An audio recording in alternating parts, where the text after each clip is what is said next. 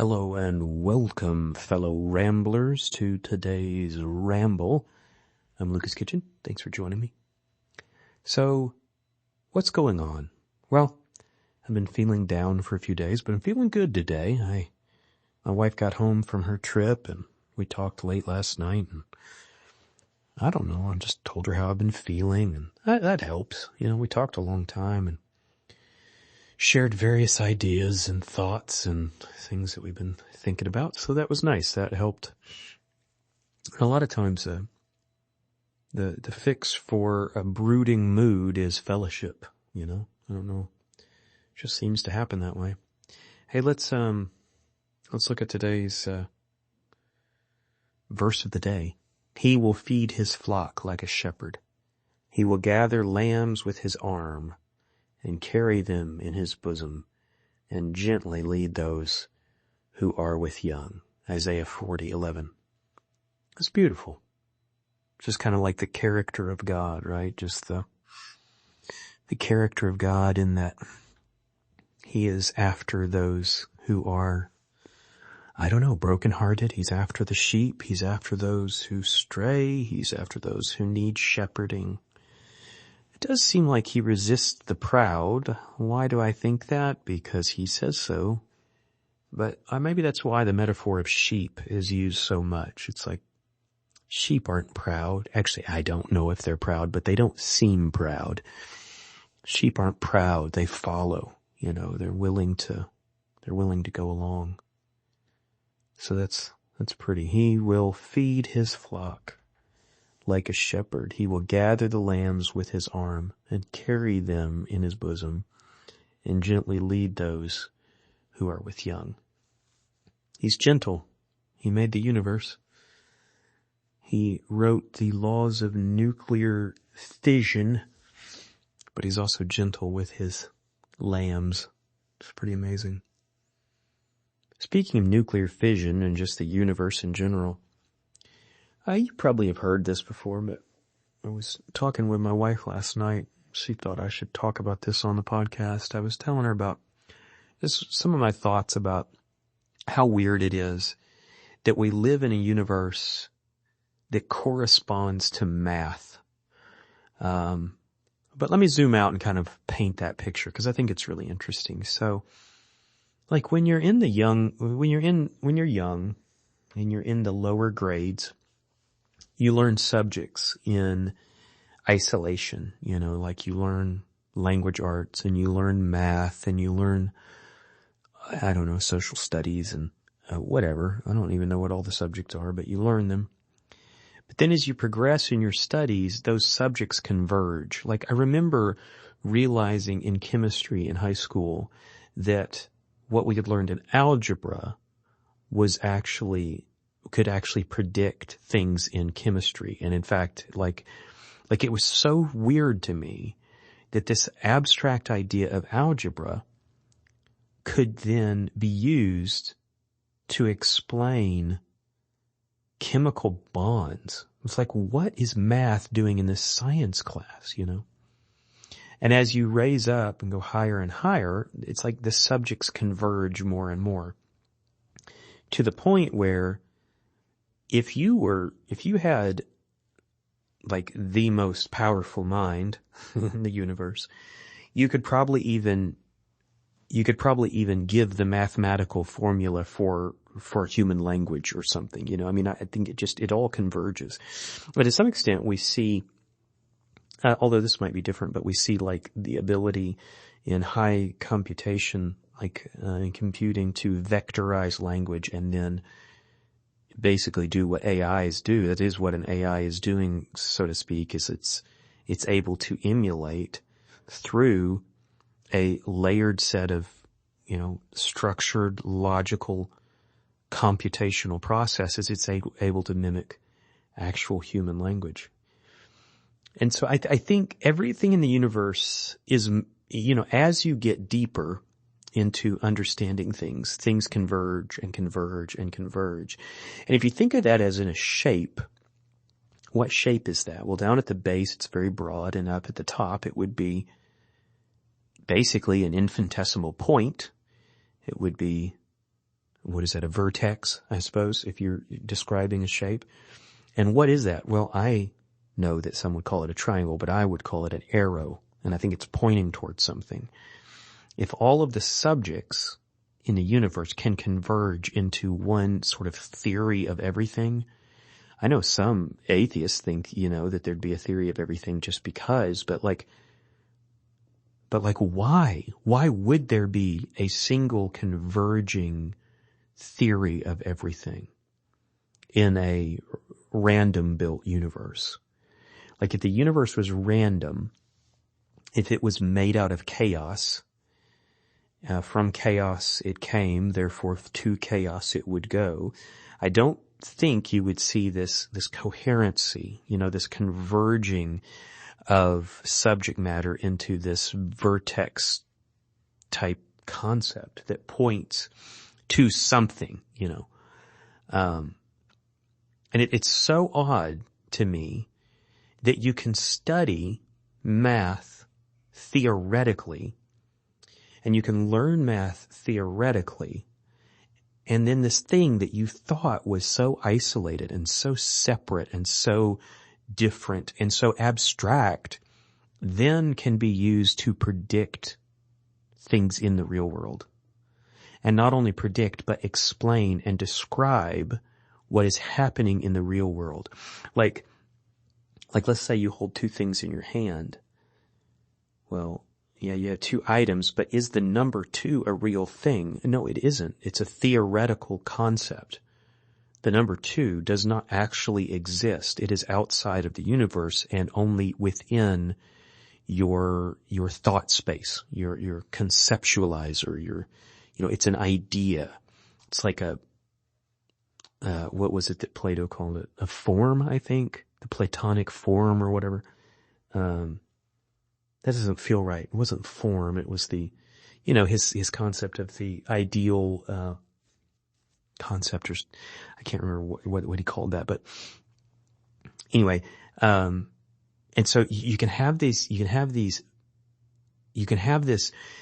like train of thought, this causeway of thought that is coherent, and it runs alongside the universe and can predict the universe, and in a sense can like mentally be layered on top of the universe.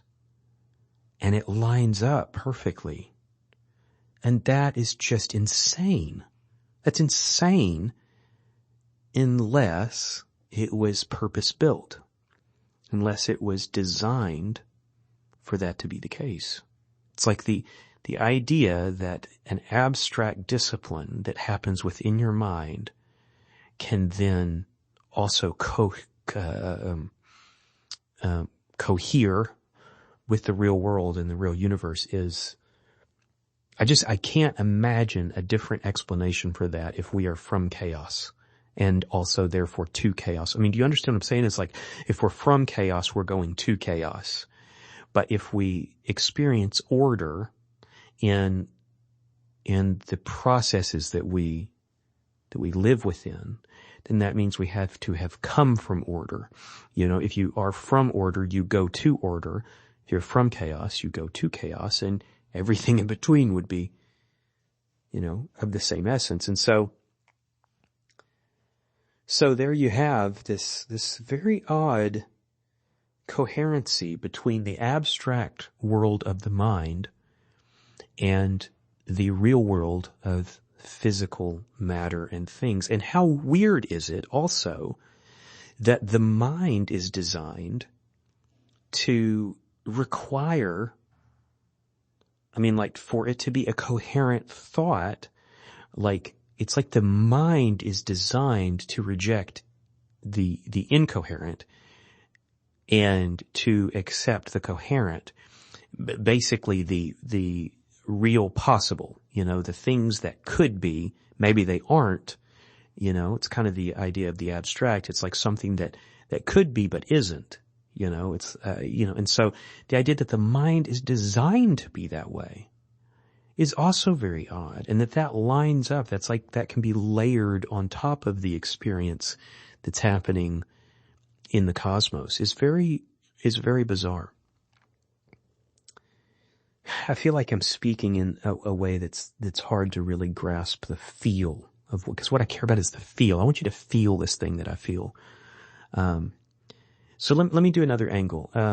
Music is interesting in this because it has a similar kind of odd coherency.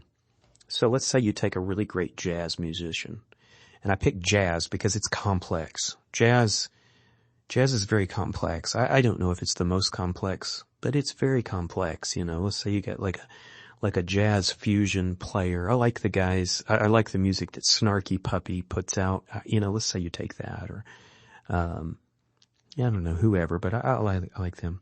So let's say you take jazz and you tell the jazz musician, do something that's like fun to listen to, but is like just kind of wild. Well, he's going to do stuff that you may be like, wow, I haven't heard that before. Okay, so let's say he does an original piece. You've never heard that arrangement of notes and that rhythm before, and you put it all together. But then let's say you bring in a mathematician who is also an expert in music theory. He then can go through what was just played, and he can define it all with mathematical equations. He can say, okay, so this harmonic interval, this minor third, this is a minor third, and that happens because of the harmonic interval here, and that is based on, and there's certain fractions. You can say, okay, this octave here is, half the string distance of the original note, and you just take all of those things, and he can define it, and that is so weird if you really think about it. It's because like what the jazz musician was doing was just playing things that were like pleasant to him, and he wasn't thinking that a triplet is like a triple divided, note pattern. He just was like, no, that just felt good. That felt right to do that, And so it's like something that feels good musically, which comes from the human brain, can then be translated into math, and then you can then create, because this is what music theory is, you can then create a set of basically mathematical instructions to follow that then recreates a pleasant experience that is not the same as the original. So then you could take those rules that mathematician, music theorist writes and say, okay, now use those same type of rules and create some new thing. And he could actually write out some jazz piece that no one's ever played before, but it follows those rules, and it would then be translated back into the human ear, and it would be pleasant. That's insane. That means that something that comes out of your mind can be translated into math and then translated back from math into an experience. This is the convergence to me. This is the concept that everything in the universe, all of the disciplines converge into this single, I don't know what it is, like a mind experience that God has made available to us to experience and to study. And it seems like he's done it in a way that he wants us to study. Here's the other crazy thing about music, for instance, is let's say that you have all that and you realize that it's coherent with the laws of math. It's coherent with the laws of proportion or the laws of symmetry or whatever the laws are you want to call them. But you recognize these set of laws, and then you do things that follow those laws, and you create a set of frequencies, which, by the way, are a mathematical, it's like sine wave, so you create these sine waves or various kind of waves that follow these harmonic rules that are mathematical, and then that hits your ear, and there is no reason why the cochlea in your ear then can take that and turn it into emotion. Like why in the world, if survival of the fittest was really the thing, that determines how the universe operates. Why in the world does a minor third feel sad? Why in the world does a major triad feel hopeful and happy? Why does a seventh chord feel kind of like playful a little bit, right? There's no reason for that if it's survival of the fittest. I mean, some have proposed these ideas that maybe that helped with, tribal cohesion or some goofball stuff like that. I'm just like, no. What that says is that we can go beyond just saying it's by intelligent design. It's intelligent design where the designer wanted us to have enjoyment. He wanted us to have enjoyment that was just extracurricular. It was just for funsies, and that's what music is. There's no real need for it in a world of survival of the fittest. And we see that in the animal kingdom, by the way, where maybe there is some sense of truth to the most fit do survive. They don't really need music. They make noises, but they don't sing, not the way we do, not with the kind of complex harmonies that we create. And so is the world running on survival of the fittest? Yes, in some ways, but was the world shaped by that? Was the world created by that? Were species created by that? I do not think so, because of music and because of these other art forms that have no other explanation. Now, one possible explanation for someone that's coming from an atheistic mindset would be to say, well, it's good for memorizing things, and for humans, they need to memorize. But wouldn't it be much easier to just evolve a brain that just is a steel trap for things that need to be memorized? Well, that would be easier than this complex export of frequency intervals that then has to be translated into a very complex process in the brain. It'd be way easier just to have a brain that just remembers stuff, and so it's yes, it does. It does help with memorization if you set something to music, but I think that's because it attaches emotions to it. But I think that's an outcome, that's a byproduct, and it's a valuable one. But it's way easier just to say, yeah, we have a creator that wanted a coherent universe. And we had a creator who wanted the apex beings in that coherent universe to have enjoyments of various kinds, pleasures of various kinds that were not just for the function of survival, but that were for the purpose of fellowship with their very good God.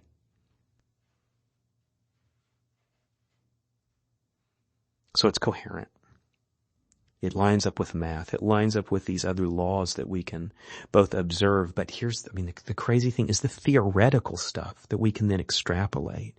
Like math can predict things that we haven't actually seen. Math can predict things that are not yet empirical, right? And so this is one of those I might call it subjective proofs of the existence of a creator, is just this concept that the abstract world of the mind is coherent with the concrete world of material things. Isn't it Ecclesiastes that says that he has put eternity in people's hearts? Why did that pop into my head right now? I don't know exactly, but it did. He's put eternity into the hearts of man or something like that. It's in a sense, not in a sense, I think in a very specific way. The open-hearted person who pursues these ideas. Okay, so there's people that look at a tree and it's just beautiful, and it's a sunset, dappling through the branches and the tree and the leaves, and they just say, it's beautiful, there must be a God. Right? There's that kind of person. Okay, there's people that doesn't do it for them, and I don't know why, but it just doesn't. There's some people that, they hear an opera. Why opera? I don't know. Maybe they hear a rock song, their favorite alternative band. Mine is a band called My Epic. Some of their songs I'm just really moved by, It's hard rock. It's what I grew up with, so it's familiar to me, and I like it. And they talk about Jesus, but in a poetic way. And some of their things, I hear it and it's like, man, yeah, we have a good God, don't we? And I just feel that, For some, they're very deep thinkers, and I'm a medium thinker. I kind of live in between the space. I don't go as deep as some people, but like, some people are such deep thinkers that they find God at that convergence point. They find God at the place where math meets chemistry or something like that. And it's just like, they just put it together, the pieces, that this just can't be, well, hard stop. This just can't be. But it is. And that realization, I think, often leads people to a creator. Like, this can't be, this doesn't make sense that this could be, except unless there is a designer. And can we describe why there's a designer? Not in the least. Don't kid ourselves. We don't need to kid ourselves. We don't know why God exists. We don't know why his energy is eternal. What in the world does that even mean? I don't know. It's just too much to say that it's not intentional. And the idea that the universe is intentional is really tough for some people, And I want to have some grace for the folks that struggle with that. I have atheist friends, and for whatever reason, they struggle with the affirmation that the universe is on purpose because of all that implies. And, they say things about us that, like, it's wishful thinking and whatever. It's like, yeah, whatever, it's wishful thinking, but it's also, a bazillion facts, the fine-tuning of the universe, or this concept we're talking about, that the abstract is coherent with the concrete, or music, or art, or, math, or, any of it. If you are open-hearted, I just think you can see God in all of it. And I don't mean like in the animistic sense, or the spiritism sense, where God is in everything as they mean it. I just mean you can see his fingerprints on everything. And man, what a mathematician he must be. The language of God is any language in human experience, obviously, but math is one of those languages. And we have not plumbed the depths of mathematics. I'm pretty bad at math, by the way, so that's probably why I'm a bit mystified by it, and it's kind of got this mystique and this. I'm hoping that one of my kids turns out to be really great at math, so that I can kind of have like a connection point with the deeper maths. I kind of think of them as like, Aslan's deeper magic. That's kind of how math feels to me. It's like in the math, maybe deep down, you start to see the face of God or something. I don't know. I don't know what's down there. I've never descended to those, the deep magic of the complex mathematics. But to me, it just feels correct. That this coherency that we see, this inexplicable existence of the perception of music, or the perception of beauty, just beauty in general, that, like, I see the combination of kind of a light blue and an orange as something beautiful, to see that, what is that, complementary, I think, is that color scheme. That's kind of inexplicable why that is more pleasing than some other, some would probably say, well, It's because millions of years of evolving humanoids were looking at sunsets. It's like, yeah, or a simpler answer is just like we were designed to like it. He wanted to write enjoyment into our experience. So this idea is just, I don't know, it's something I don't feel like I hear talked about much in apologetics, but if I'm being honest, I don't listen to apologetics much. I'm very convinced myself. I've been involved in doing apologetic stuff, but I'm not, it's odd. I don't listen to apologetics recreationally, but I did do it as a part of our ministry for a while.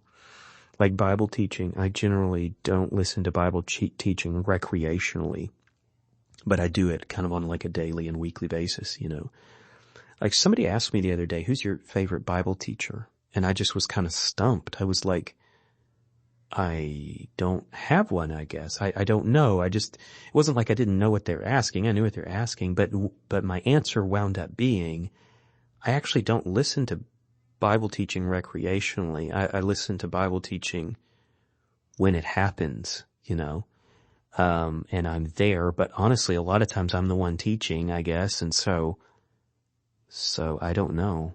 My favorite Bible teacher is Jesus, I guess. He taught the Bible,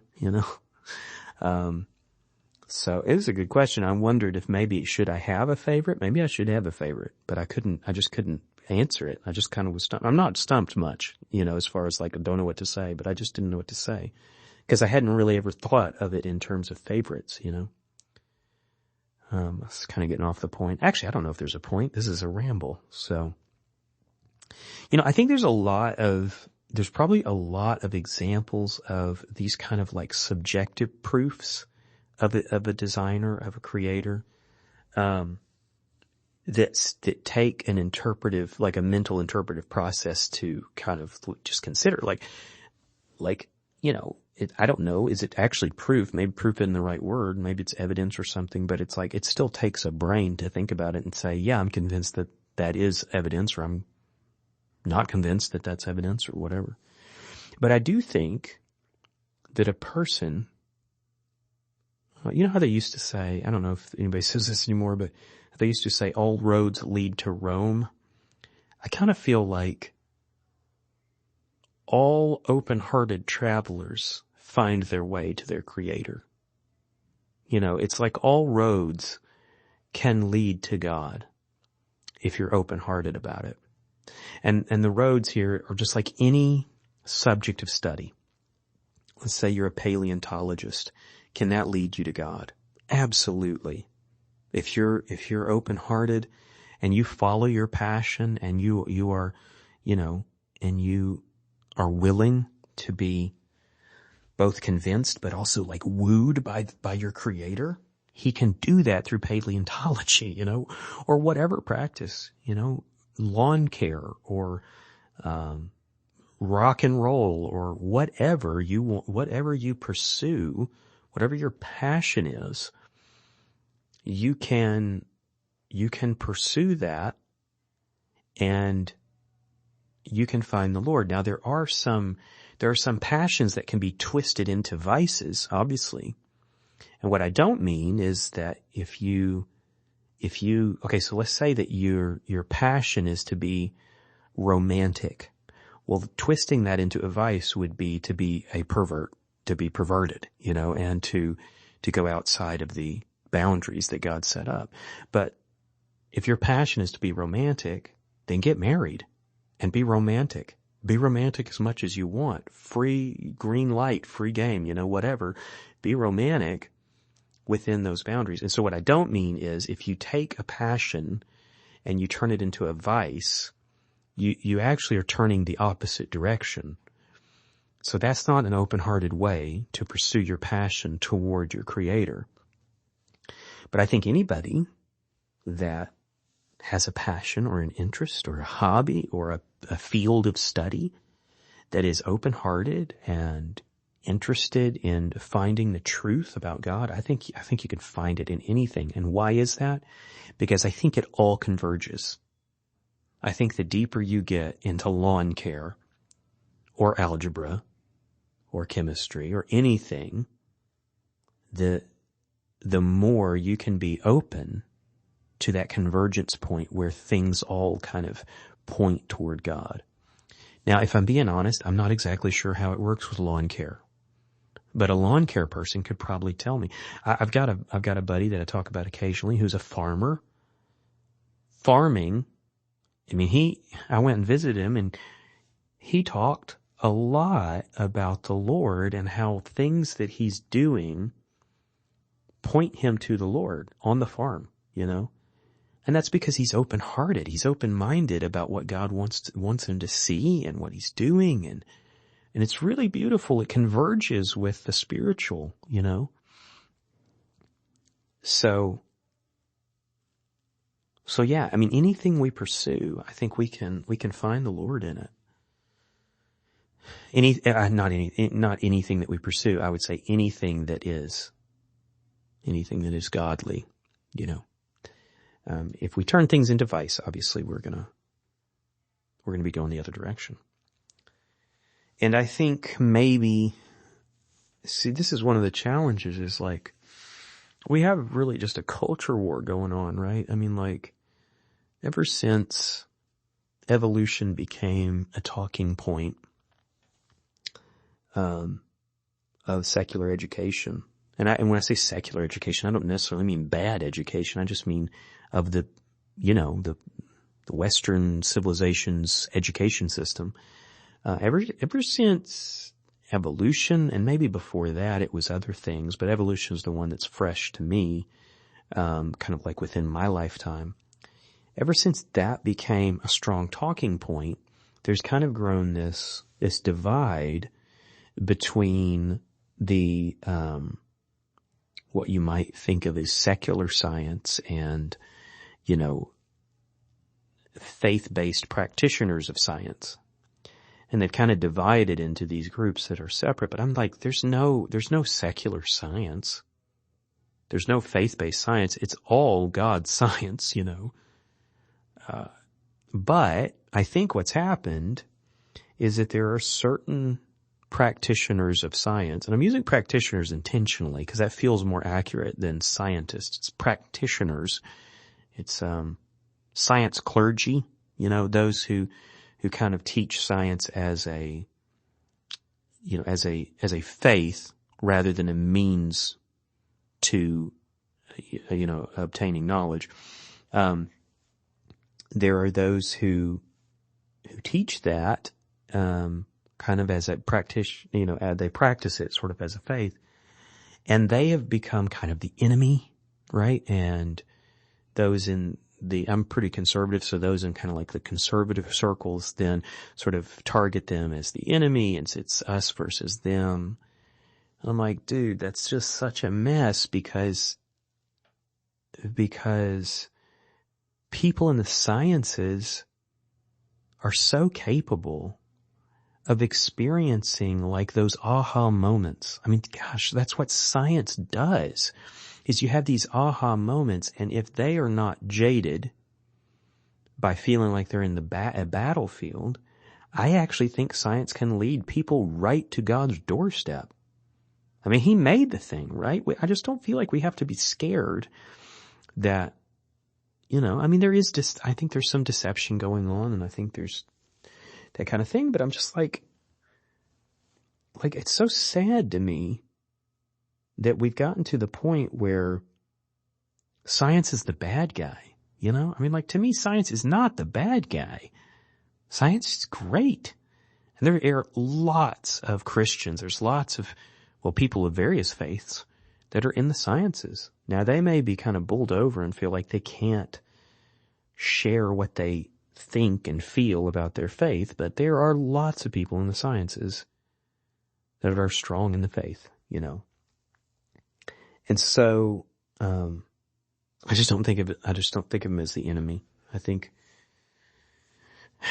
there are those who have created a type of pseudo religion out of science.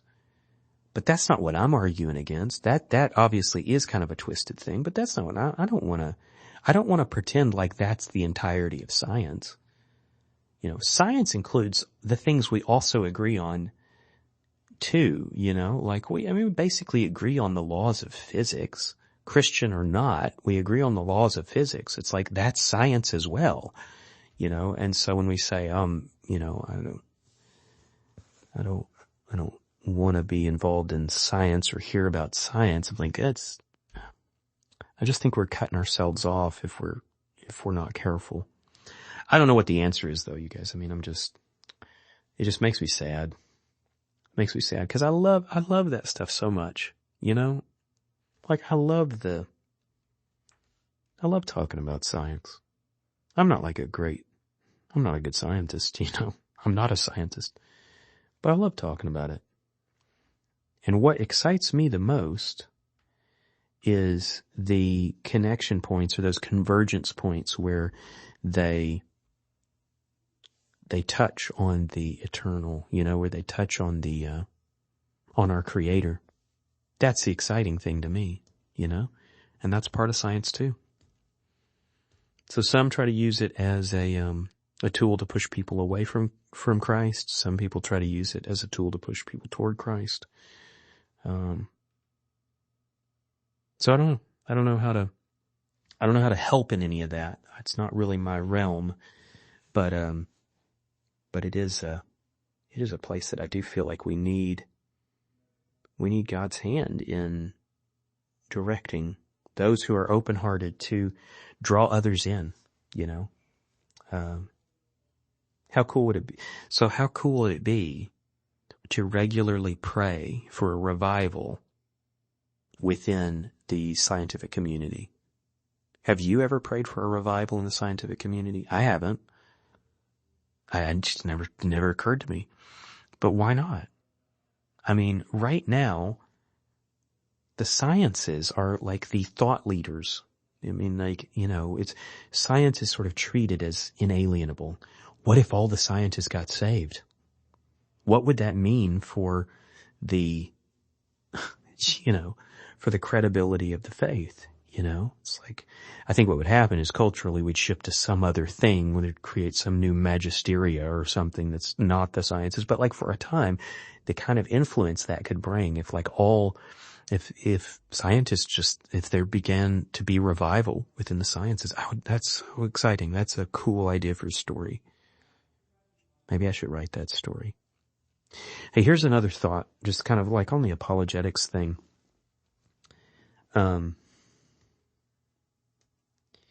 And it kind of leans on maybe statistics, thinking about things in terms of statistics. If everybody in the world thought they saw the same thing, like let's say a red balloon float over their house. If everybody in the world thought they saw a red balloon float over their house, would we agree that a red balloon probably floated over some houses? I'd say, yeah. Like statistically, it's just too unlikely if everybody thought they saw that. That means something. So if half of the world's population thought that they saw a specific event or, believed a certain thing, would that mean that it has credibility? I would say absolutely. 4 billion people, 4 billion people think a thing. Well, then it might be right, it might be wrong, but it's something worth investigating, right? And so I was thinking about what are the things that the vast majority of the world's population agree on? And, just like by the statistics, because those generally are things that we ought to give credibility to. It doesn't mean that they're precisely right necessarily, but it means that there's things that are worth the investigation. There are things that are worth considering. And so like if you were to chart out some of the basic things that the vast majority of the world's population think, one of the things would be life after this life, life after death. Now, there's lots of disagreement on what it looks like, but the vast majority of the world thinks that there is some form of life after death. And not because they've seen it, and in some cases not even because they've been told that. Just the vast majority thinks that, And so does that mean that it's fundamentally right? Well, not necessarily, but it does mean that it's worth consideration if billions of people think that there is. You could put also that there is a creator, and there's differences of opinions on how he created. Did he use evolution, or did he do it in 6 days, or did he explode it out of a primordial ball of chaos, or did he speak it? I mean, there's lots of disagreement, but most, the vast majority believe that there was a creator. So you see what I'm doing here. You can begin to build some basic rules, not rules, some basic common ground among all populations. And it doesn't mean that you necessarily arrive at any single religion, by the way, but what it does mean is that there is a huge body of statistical population conviction, I guess you'd say, that I just think that atheists basically just ignore or kind of brush away. Like I saw a thing the other day, and this atheist guy who's well known, he said, I just think that people's ability to believe something that isn't true is really powerful. Lots of people believe things that aren't true. And then he gave some examples of some cults, some suicide cults where, 19 people killed themselves because they were convinced in the Halley's Comet thing. And then I don't know how many, what was it, like 800 or 900 killed themselves in Jonestown. But those are huge outliers. So those sound like big numbers. But when you compare them against the population of the world and say how many people are willing to kill themselves, for an idea, that seems kooky to the rest of everybody else, it's really small, it's small numbers. And so those those are outliers. And I don't think that proves that people just will believe whatever. I mean, like in my experience, people can be particularly skeptical of things that they haven't seen. And then, but there is a case where there is a case where people can be particularly believing of things that they haven't seen too. But I think in the long run, over time, I think the truth comes out. And this is a persistent belief from the earliest human recorded history that people have believed in something beyond the physical. They have believed in something, some power that's above us. And they would say they had evidence. We'd say, oh, they just made that up, or they were just dumb or something. But no, they, from their perspective, they had evidence. And so I think statistically you've got to account for that. If you're going to be an atheist, well, you don't have to. You can do whatever you want. But if you're going to be a coherent atheist and deal with the actual issues, I mean, it's like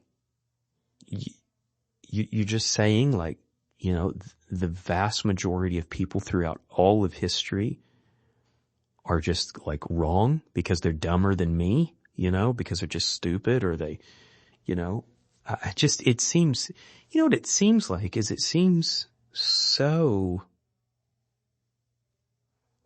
prideful. And maybe from their perspective, what we're doing seems prideful too. It probably does. It probably does. But what we're doing has a precedent And, I don't know. I don't know where to go with that. It just, seems incredibly prideful. It seems like it's setting the individual up as like the final arbiter of what's true and being willing to just reject,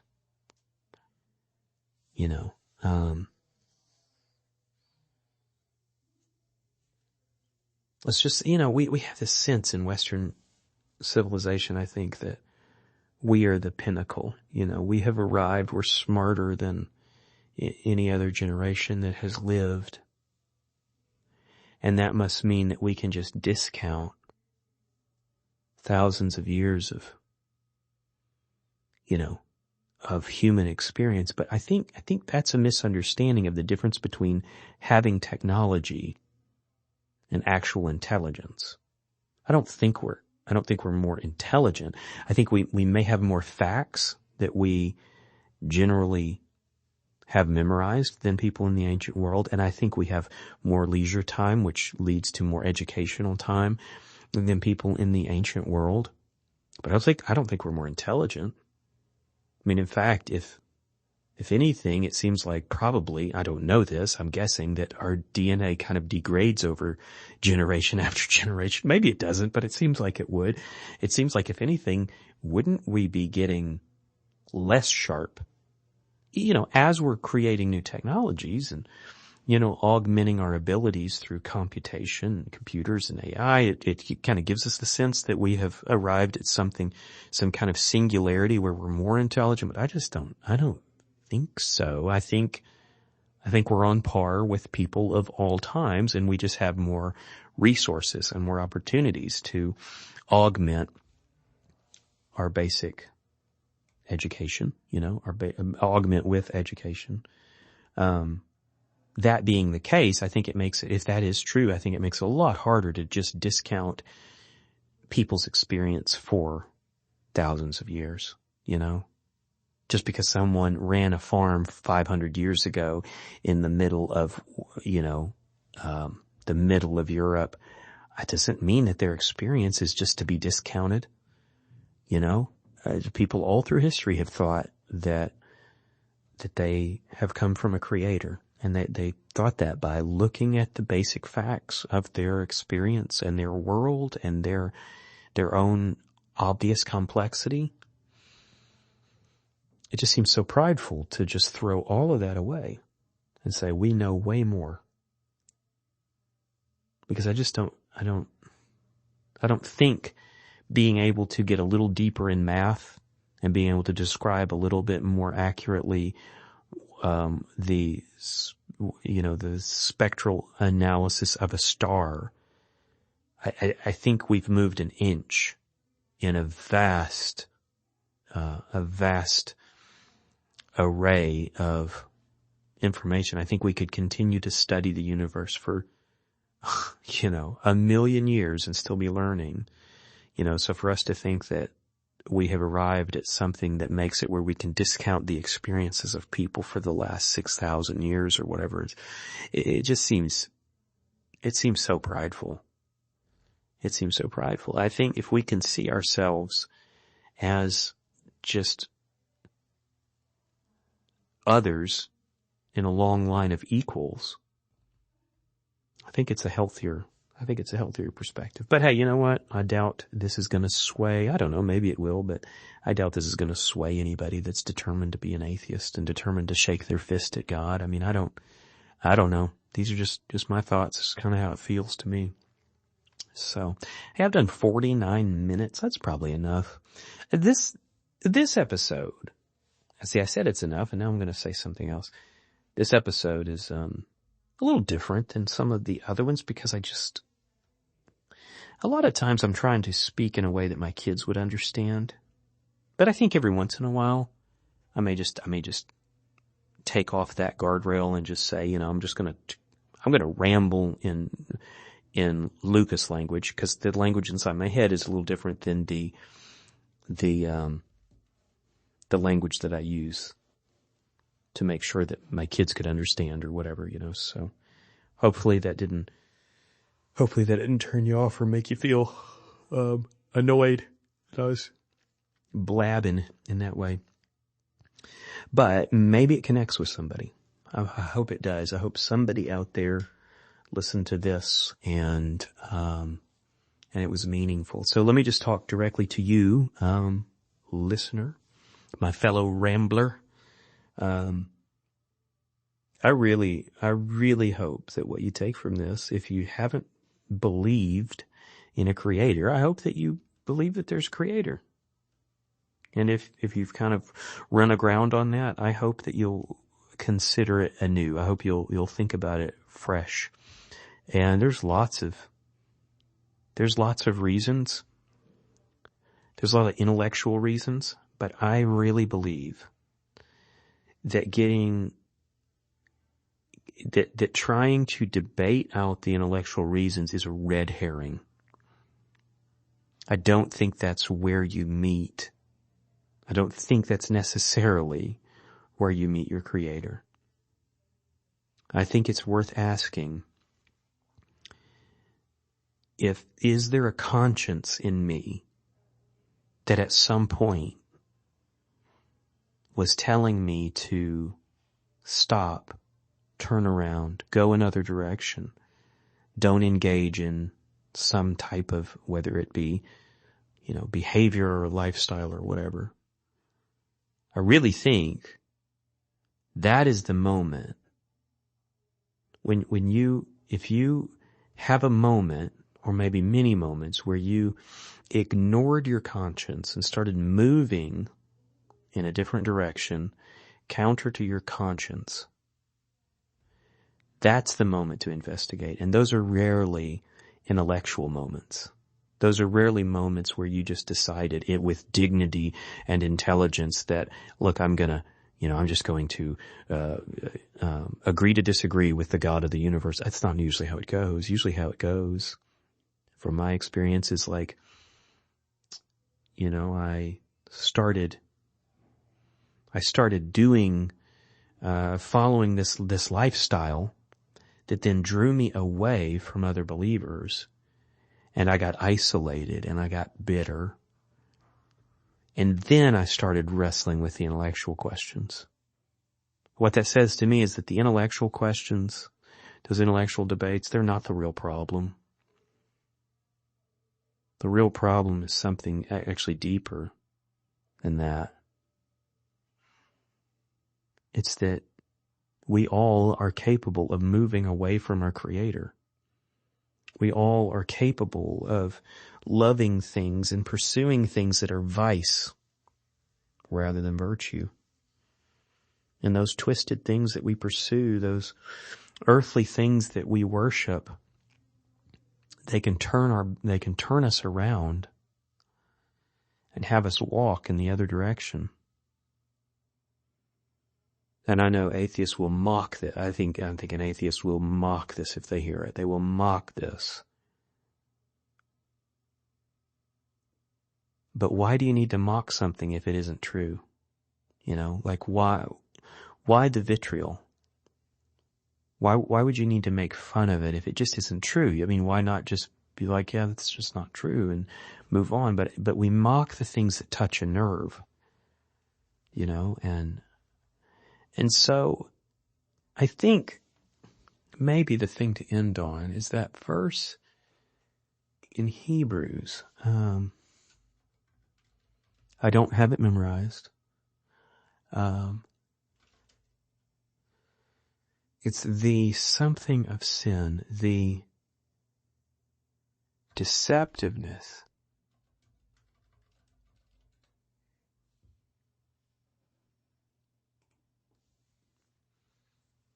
Hebrews 3:13. Well, 12 and 14 are good too. So it says, "See to it, brothers, that none of you has a wicked heart of unbelief that turns away from the living God." I mean, that's really interesting to me because he's talking to people that apparently were not always turned away from God, but unbelief turns them away from God. And then there's kind of this question, well, how did that happen? How did they get to the point where they had wickedness and unbelief?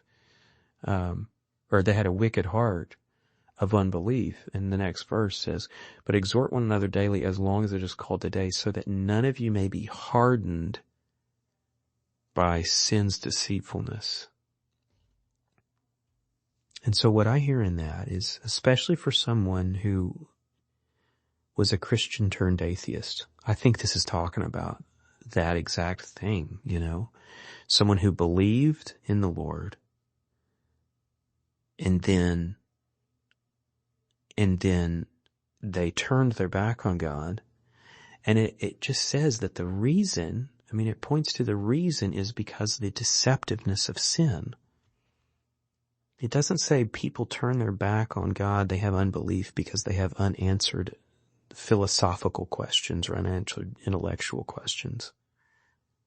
It says that the thing that you turn your back on God because of is the deceptiveness of sin. And so if it was just sin, if it was like, I'm going to sin now and I don't want God to see, so I'm going to turn your back, that would be different. But that's not how it works. Sin is deceptive. Sin makes you, leads you, guides you in how to preserve your dignity. Supposed dignity, I guess I should say. And so sin teaches you how to walk away from God and make it seem like it was His fault. That's deceptive, man. That is the deceptiveness of sin. The deceptiveness of sin leads you to the point where you have a hardened mind and heart to where you're pulling away from God because of your sin. But your sin is so deceptive that it sends out this red herring and says, no, I'm pulling away from God because I have all of these intellectual questions that no one can answer. And do you see what that does? That's just layering another sin on top. It's called pride. Like, I'm too smart. I'm so much smarter than everybody else. Everybody else is an idiot, or everybody else is dumb, and they can't answer these big, important, deep questions that I have. And so you run away, and you make it their fault as you run away. But it's you that's running away, and it's you that's running away because of your sin, because of the deceptiveness of your sin. And the sin could be different. I'll tell you what it was for me. I never became an atheist, but I felt myself pulling away. And the deceptiveness of my sin my sin was pornography. And it was deceptive, man. And the other sins too, a pretty extreme pride. And that led to kind of a semi-extreme legalism. All of these are sins, right? And so those sins kind of were this concoction that led me to blame the people around me, to blame even other church people. And I was just so bitter, and I was so mad. And I see now, and nobody's coercing me to say this, okay? So nobody's forcing me to say this. Nobody's standing over me with a riding crop and gonna whip me if I don't say this. I'm saying this on my own volition. What I see now is that it was my sin. It was my deviation from God, my deviant inner desires that drove me to reframe my turning away from God. Sin is deceptive. And I know you're thinking, it sounds so old school. You sound like an old school preacher saying sin is the cause. Like, yeah, maybe there's one guy in a million that really is, that it really is primarily about an intellectual question, but I just don't think, I don't know. I just don't think so. I think it's sin. I think it's always sin. And I think that because I really believe that someone who approaches God with an open heart and an open mind will find Him, will believe in Him, will seek Him even more. I just think that's the nature of the universe. I think it all converges. I think it all comes to a point, a sharp, an infinitesimally sharp vertex that points to our Creator. And I think if we can come to Him with an open heart and an open mind, I think that's what happens. But one of the main problems is that sin is in all of us, and sin is deceptive, and so that sin blocks our minds and our hearts from seeing Him clearly and experiencing Him the way that is pure, and so it just gets all warped and messy.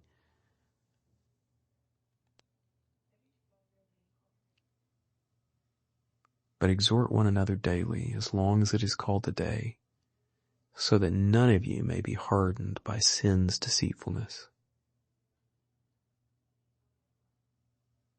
I don't know. Again, I have very little hope that, like, a staunch atheist is going to hear that and say, oh, you're right. It is because of my sin. It's hard to believe, but they've mocked us so much. We've been mocked so much for kind of like supposedly cramming religion down their throat, that we've started to stop saying that, and we've started to play along and pretend as if what we're really dealing with is intellectual questions, but I just don't think they are.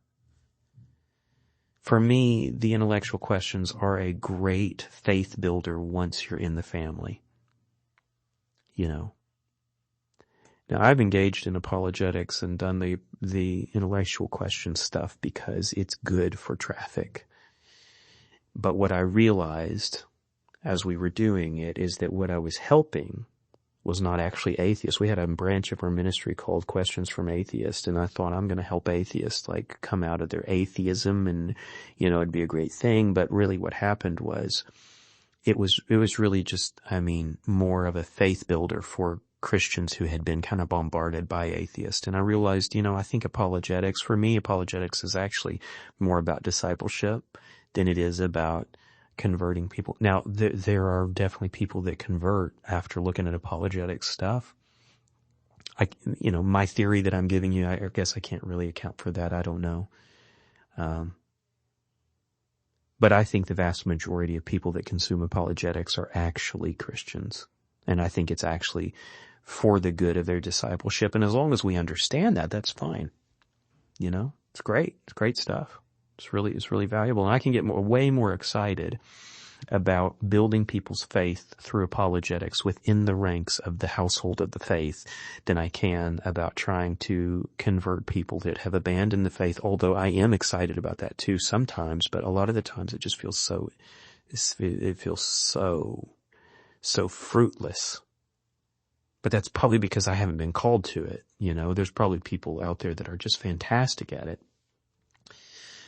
But I see these guys that do these apologetics things where they have people come up to the mic and they have them argue them. I'm just like, is that winning the heart of that person? And maybe sometimes it is, but it seems like it's just embarrassing them. It is, they feel belittled or something. I don't know. And maybe it's working. I've just never really gotten into that style. But anyway, I said I was going to stop, let's see, how long ago? An hour and 3 minutes. So yeah, a few minutes ago I said I'd stop, about 10 minutes ago. How about I stop now? Hey, thanks for listening, guys. That was quite a ramble, but hopefully it did something for you. We'll see you